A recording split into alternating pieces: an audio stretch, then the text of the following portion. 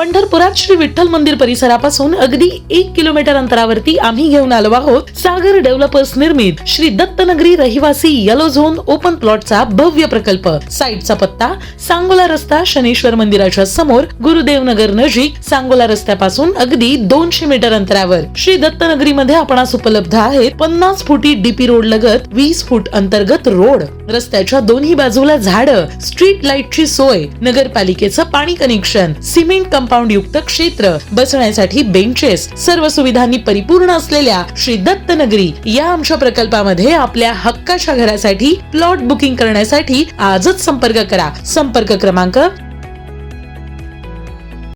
ताज्या घडामोडी पाहण्यासाठी आमच्या YouTube चॅनलवरील PVR म्हणजेच पंढरी वार्ता या न्यूजला सबस्क्राइब करा आणि शेजारील बेल आयकॉनवर क्लिक करा। आदेश महाराज, आपल्याला विनंती आहे, बेलवरचा हात जरा थोडासा आकडता घ्यावा, कारण सकाळपासून बसलोय। अध्यक्ष महाराज, वेळ दिल्याबद्दल धन्यवाद।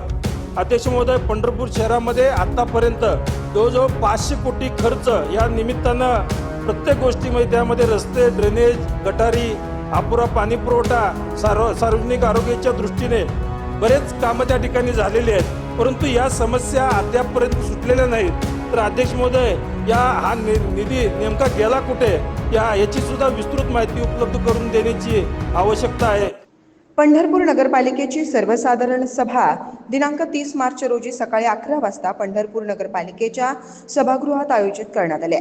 या सर्वसाधारण सभेत पंढरपूर नगरपालिकेच्या आर्थिक स्थितीबाबत श्वेतपत्रिका सादर करून चर्चा करण्यात येणार आहे। पंढरपूर नगरपालिकेचे स्वउत्पन्न तसेच शासनाकडून विविध हेडखाली मिळणारा निधी, अनुदान, सेस अनुदान यासह विविध वैशिष्ट्यपूर्ण योजनांच्या माध्यमातून विविध विकास कामांसाठी मिळणारा निधी असा कोट्यवधी रुपयांचा निधी पालिका प्रशासनाच्या माध्यमातून विकास कामांसाठी खर्च केला जात असल्याचं दिसून आलंय।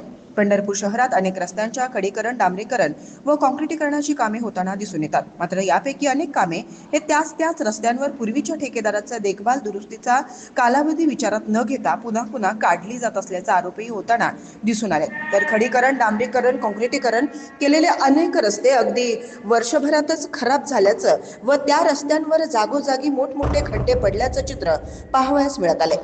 एकीकडे तीर्थक्षेत्र म्हणून शासन कोट्यवधी रुपयांचा निधी देत असताना समाधान व्यक्त होत आलं खरं, परंतु प्रत्यक्षात कामाचा दर्जा आणि अवघ्या काही महिन्यातच झालेली कामे निकृष्ट असल्याचं दिसून येणारे चित्र, यामुळे नाराजीही व्यक्त होत आल्याचं दिसून आलं।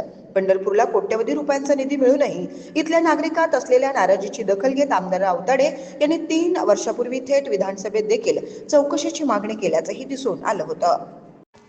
पंढरपूर नगरपालिकेच्या वतीनं शहरात करण्यात आलेल्या सुरू असलेली अनेक कामांची चौकशी व्हावी अशी मागणीही अनेक वेळा विविध पक्ष संघटना यांनी निवेदनाद्वारे केल्याचं दिसून आलं। तर मागील महिन्यात पार पडलेल्या पंढरपूर नगरपालिकेच्या सर्वसाधारण सभेत तीर्थक्षेत्र विकास आघाडीचे नगरसेवक संजय बंदपट्टे यांनी विविध विकास कामांच्या चौकशीची मागणी करण्याबरोबरच पंढरपूर नगरपालिकेकडून मागील काळात 10 लाख अपेक्षित खर्चापेक्षा कमी खर्चाची विकास कामे ऑनलाईन निविदा प्रक्रिया न राबवता करण्यात आली आहेत, याची चौकशी व्हावी अशी मागणी केली होती।